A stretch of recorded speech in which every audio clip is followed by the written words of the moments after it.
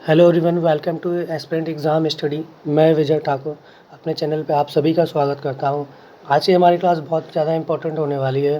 Recently आपने देखा होगा कि बीपीएससी का सिलेबस जारी हुआ है 7th फेज़ शिक्षक भर्ती के लिए। तो चलिए देखते हैं उसे आसान भाषा में। तो ये सिलेबस बहुत ही समझना भी इसे थोड़ा सा टेढ़ा है। तो चलिए आसान भाषा में समझते हैं कि इसमें कैसे कैसे तैयारी करनी है। मैं बेसिकली आपको पीआरटी के लिए बताऊंगा कि कैसे पढ़ेंगे, कि उसकी प्लानिंग क्या होनी चाहिए एग्ज़ाम की। और बाकी इस जो कंप्लीट सिलेबस है मार्क्स वाला, वो शायद 2-3 दिन बाद जारी हो जाएगा बीपीएससी की तरफ से।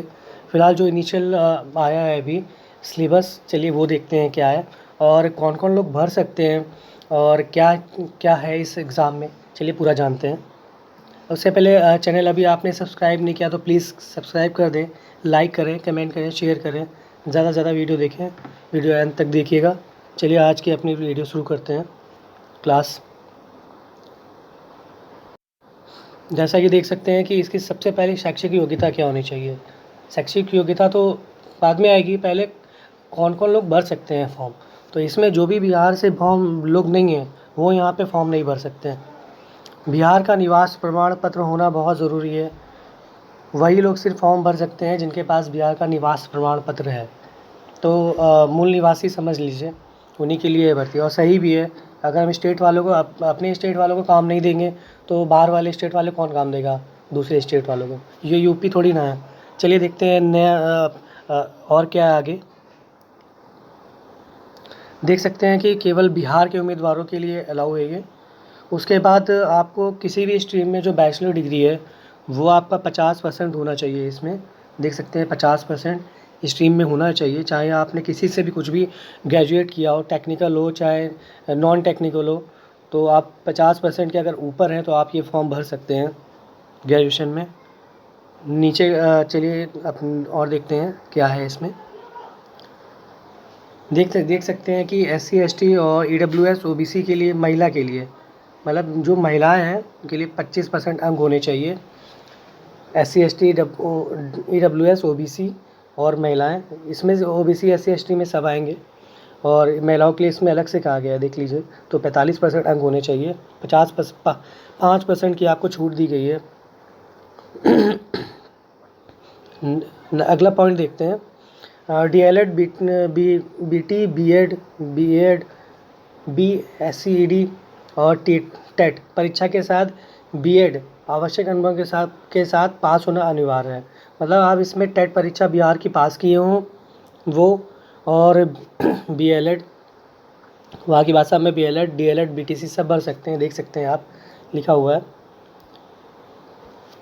DLED BTC, BT मतलब BTC समझ लीजिए इसे। तो सब लोग फॉर्म भर सकते हैं। बिहार का टेट पास होना इसमें ज़रूरी है। और कंप्लीट नोटिफिकेशन आएगा तब उसमें हम देखेंगे कि क्या है और भी, जब नंबर बताए जाएंगे। तो अभी फ़िलहाल इसमें बिहार का टेट और सीटेट भी अलाउ है इनिशियली। बाकी कंफर्मेशन जब अभी कंप्लीट आएगा तब पता चलेगा। तो ये है कुछ बिहार के रहता है जो बिहार 7th फेज़ शिक्षक भर्ती बहाली में जिसके लिए भर सकते हैं या बैठ सकते हैं एग्ज़ाम में। अदर स्टेट इसमें अलाउ नहीं है क्योंकि इसमें सीधे सीधे बिहार के निवास प्रमाण पत्र लगेगा। तो जो बिहार में रहते हैं, रेसिडेंस है इनका, और वो तो किसी जालसाजी की भी उम्मीद मत करिएगा इसमें कि हम कोई भी कागज़ बनवा के ले बैठ जाएंगे, क्योंकि आधार कार्ड है, हर जगह चेंज नहीं होता है एड्रेस। तो चलिए अपना सिलेबस चेक करते हैं। सिलेबस देख सकते हैं। सिलेबस बिहार शिक्षा बहाली 7th फेज़ का बीपीएससी द्वारा करवाया जाएगा इस बार सिलेबस चेंज किया गया है। तो एग्ज़ाम भी दूसरे पैटर्न से होगा। यूपी में भी पूरी संभावना है कि इस बार जो भी सुपर टेट जब भी करवाया जाएगा तो उसका सिलेबस चेंज होगा ही होगा। और निगेटिव मार्किंग देखिए पहली बार इसमें ऐड कर दी गई है। निगेटिव मार्किंग 1/4 की है। 4 क्वेश्चन आपके गलत होंगे तो 1 नंबर कट जाएगा। चलिए देखते हैं क्या है सिलेबस में। तो पहला सिलेबस का पहला पार्ट देखिए। ज़्यादातर एग्ज़ाम में 2 पार्ट होने ही लगे हैं।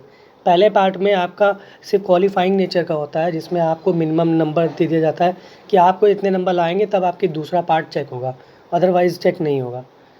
तो पहला पार्ट समझते हैं क्या है। पहला पार्ट में देख लीजिए, बेसिकली आपकी लैंग्वेजेस से रिलेटेड है, भाषा। तो पहला पार्ट आपका 100 मार्क्स का होगा। लगभग 2 घंटे आपको टाइम दिए जाएंगे। और इंग्लिश 25 मार्क्स का होगा, और हिंदी, उर्दू, बंगाली, अदर लैंग्वेजेस में आपको 75 मार्क्स का पेपर होगा वो। तो इसमें सबसे बड़ी चीज़ ये है कि इसमें क्लियर डिफाइन नहीं है कि 30% आपको दोनों में मिला के लाने हैं कि एक में मिला के लाना।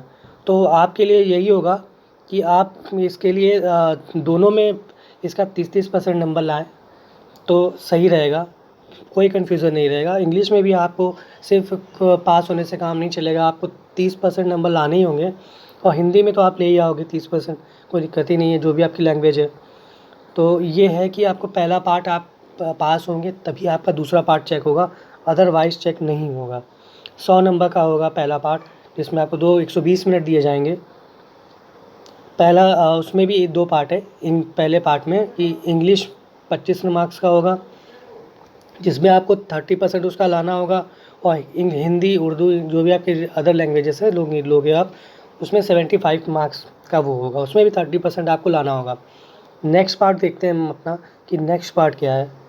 तो नेक्स्ट पार्ट हमारा, जैसा कि देख सकते हैं, समान अध्ययन है। समान अध्ययन में ये बेसिकली अभी कैटेगरी वाइज नहीं बताए गए नंबर कि किस पार्ट में कितने नंबर आएंगे। ये मैंने अपने से इसमें डाला है कि हो सकता है ये इतने मार्क्स का हो।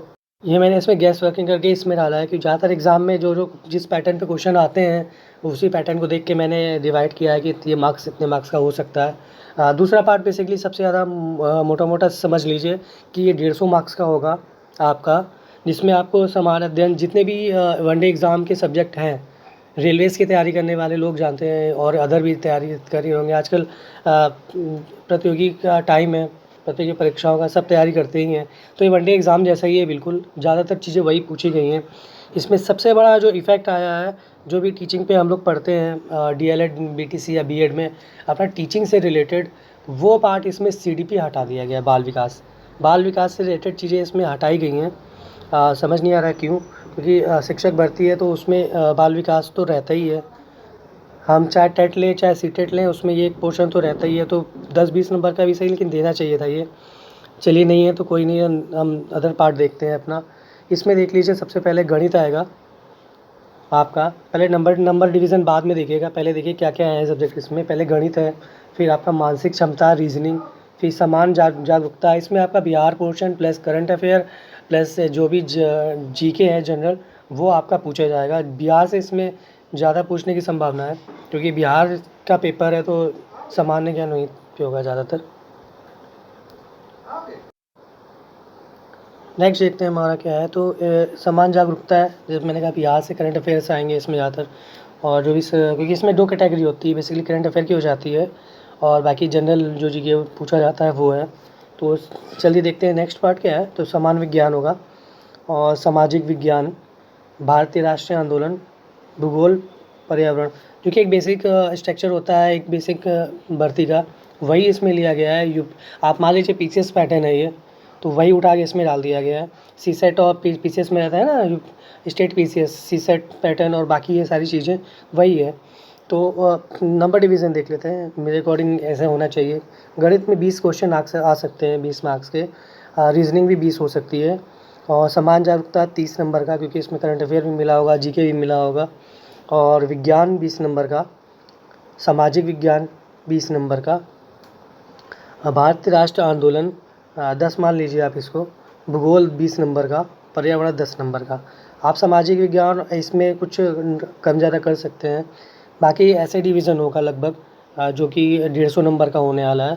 तो इसमें बेसिकली यही है कि आपको अच्छे से पढ़ा दूंगा मैं, क्योंकि ज़्यादातर ये एग्ज़ाम बीपी अभी रिसेंटली यूपी पीसीएस का दिया ही है मैंने, तो ये सारे सब टॉपिक तो मैंने पढ़े ही हुए हैं।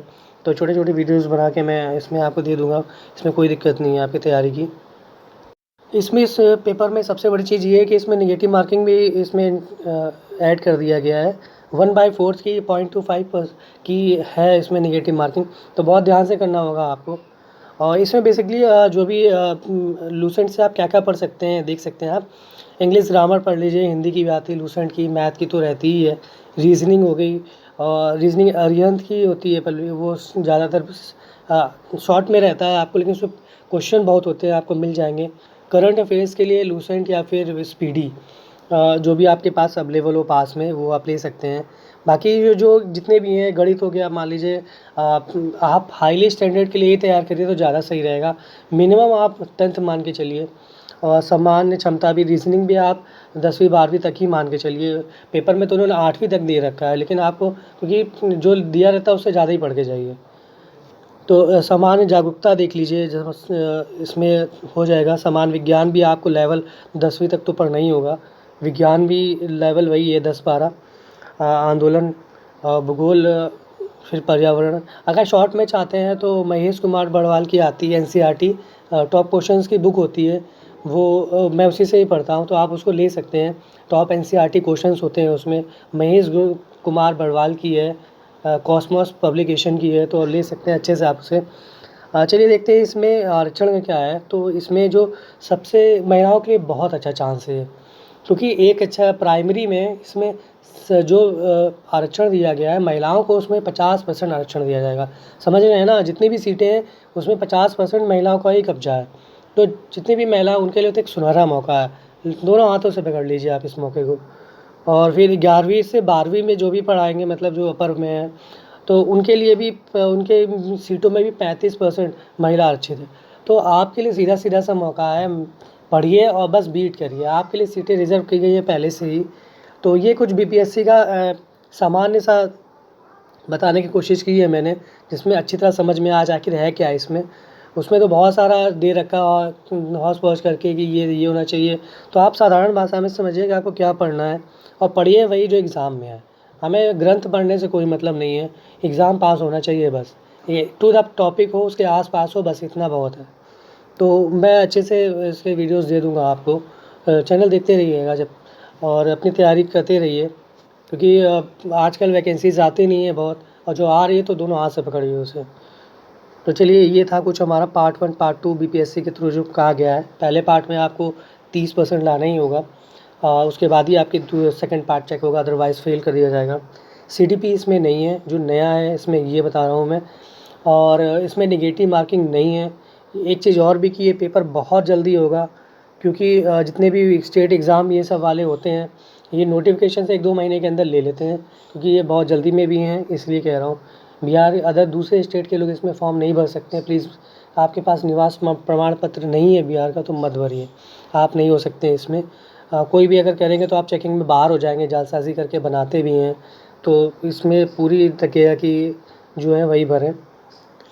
और इसमें 50% नॉर्मल ग्रेजुएशन मांगी गई है। OBC, SC ST और EWS है, महिला हैं, तो आपके लिए 5% की छूट मिल जाएगी इसमें। बिहार टेट और अभी के लिए फ़िलहाल सेट सीटेट भी अलाउ है। पूरा आएगा नोटिफिकेशन नंबर डिवीज़न के साथ, तब पता चलेगा एक्जैक्टली। अभी आपके मान के ये चलिए कि बिहार टेट और सीटेट दोनों अलाउ है। BA, और इसमें लगभग जो भी आपने किया हो 4 वर्षीय या 2 वर्षीय, सब अलाउ है, आप भर सकते हो बिहार से हो तो ये हमारा BPSC का आज का सिलेबस डिस्कशन था, और कुछ प्लान कि कैसे पास करना है आपको। गणित अभी से ही स्टार्ट कर दीजिए आप। मैं क्योंकि गणित और मानसिक रीजनिंग ये दोनों पोर्शन बड़ा होगा, तो इसको आप छोड़ नहीं सकते हैं, तो अभी से ही लग जाइए आप। छोटे छोटे टॉपिक उठाइए, जहाँ से आपको समझ में आ रहा है वो करिए सबसे पहले। उसके बाद विज्ञान पे आइए, फिर राष्ट्रीय आंदोलन आइए, छोटे छोटे टॉपिक उठाइए। ज्योग्राफी में मैंने काफ़ी भी 1-2 वीडियोज़ डाल रखे हैं, आप देख सकते हैं उसको, ज्योग्राफी से रिलेटेड। पर्यावरण मैंने वनदुर्गा के लिए पढ़ाया था, उसमें वो पूरा पोर्शन आप देख सकते हैं क्या है प्रीवियस वीडियोज़ में। तो चलिए ये आज के लिए इतना ही। BPSC 7th में शिक्षक बहाली 2023 का सिलेबस था, ये कुछ प्लान था कैसे पढ़ना है। तो नेक्स्ट वीडियो के साथ जल्दी आऊँगा, और जब तक के लिए धन्यवाद।